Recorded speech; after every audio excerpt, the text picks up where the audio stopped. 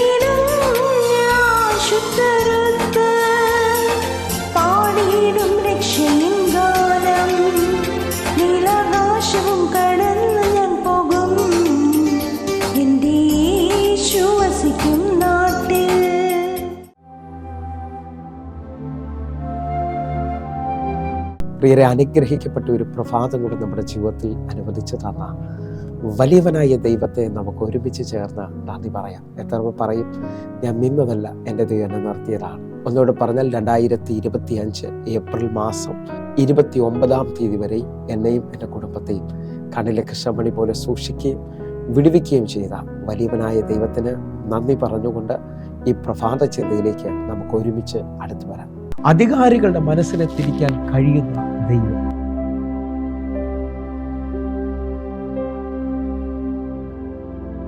പ്രിയരെ, പ്രാരംഭ വാക്യത്തിലേക്ക് സദൃശവാക്യം 21 അധ്യായം അതിന്റെ 1-ാമത്തെ വാക്യം. രാജാവിന്റെ ഹൃദയം യഹോവയുടെ കയ്യിൽ നീർത്തോണ് കണക്കിന് ഇരിക്കുന്നു, തനിക്കിഷ്ടമുള്ളിടത്തൊക്കെയും അവൻ അതിനെ തിരിക്കുന്നു. പ്രിയരെ, ഈ പ്രഭാതത്തിൽ ദൈവം നമ്മോട് ഇടപെട്ട അനുഗ്രഹിക്കപ്പെട്ട വചനത്തിനായി നമുക്ക് ദൈവത്തിന് നന്ദി പറയാം. ഹല്ലേലൂയ. ഞാൻ നിങ്ങൾ കേട്ടത് രാജാവിൻ്റെ ഹൃദയത്തെ അല്ലെങ്കിൽ തനിക്കിഷ്ടമുള്ള സ്ഥലത്തേക്ക് തിരിക്കുവാൻ കഴിയുന്ന ഒരു ദൈവത്തെയാണ്. ഹല്ലേലൂയ.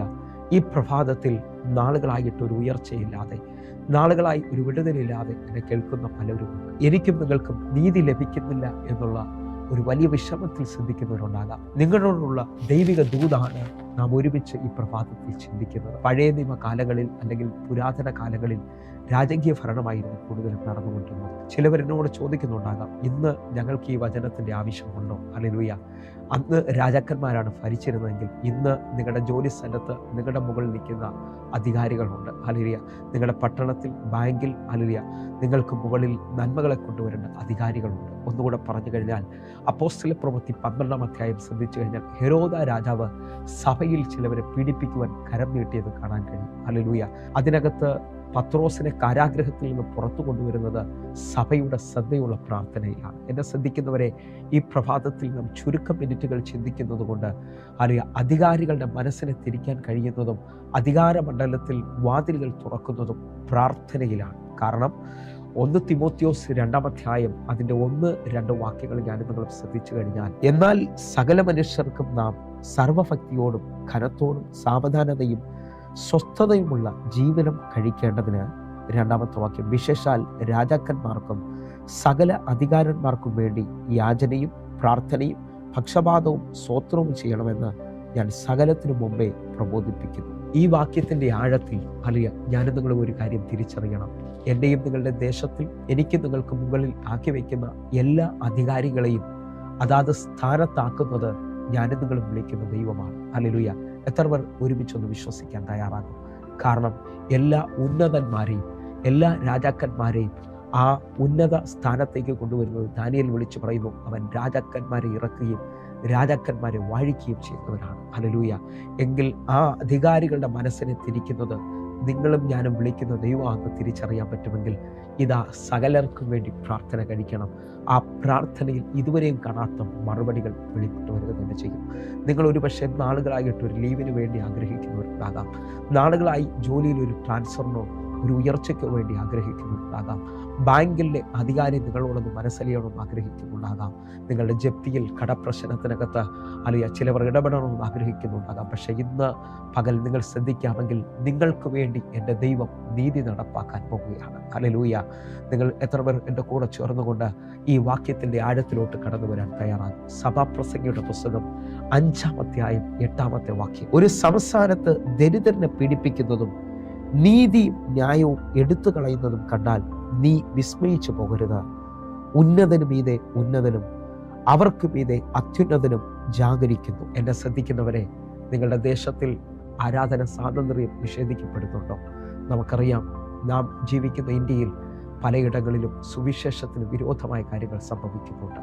നിങ്ങൾ വിശ്വസിക്കാമെങ്കിൽ അത് കണ്ട് നീ വിഷമിക്കരുത്. എല്ലാ അധികാരികൾക്കും മുകളിൽ ഒരു ഉന്നതനുണ്ട്. ഉന്നതന് മേളിൽ ഉന്നതനായി ജാഗരിക്കുന്ന ഒരു ദൈവം.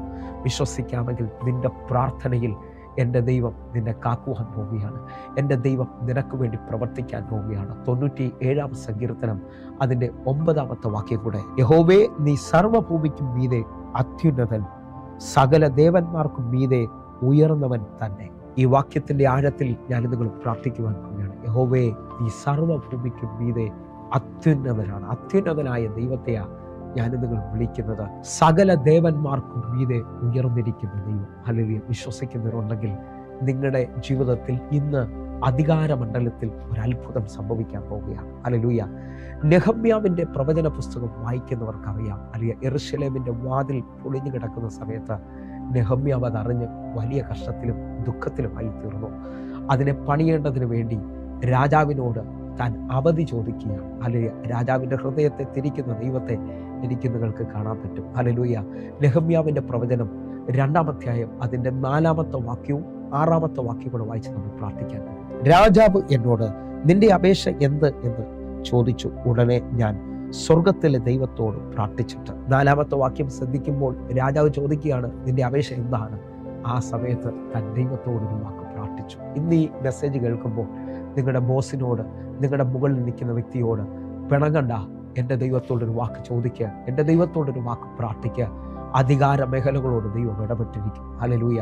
നിങ്ങൾ ശ്രദ്ധിച്ചു നോക്കിയാൽ എസ്തേറിന്റെ പുസ്തകം ശ്രദ്ധിച്ചാൽ, ഹല്ലേലൂയ, മൊർദെഖായിക്കും സകല യഹൂദ ജനത്തിനും വേണ്ടി ശത്രു എഴുന്നേറ്റ് വരികയാണ് നശിപ്പിക്കേണ്ടതിന് വേണ്ടി. പക്ഷേ ഉപവാസത്തിലും പ്രാർത്ഥനയിലും രാജാവിന് ഉറങ്ങാൻ കഴിയാത്തത് കാണാൻ കഴിയുന്നുണ്ട്. അതേപോലെ തന്നെ ദാനിയേൽ സിംഹക്കുഴിയിൽ വീഴുമ്പോഴും ആ രാത്രിയിൽ രാജാവിന് ഉറങ്ങാൻ കഴിയാത്തത് കാണുന്നുണ്ട്. പഴയ നിയമത്തിൽ യോസെഫിന് വേണ്ടി ഇതാ കാരാഗ്രഹത്തിൽ നിന്ന് ആ മിസ്രൈമിൻ ദേശത്തിന്റെ അധികാരിയാക്കി മാറ്റുന്ന ദൈവത്തെ കാണാൻ കഴിയും.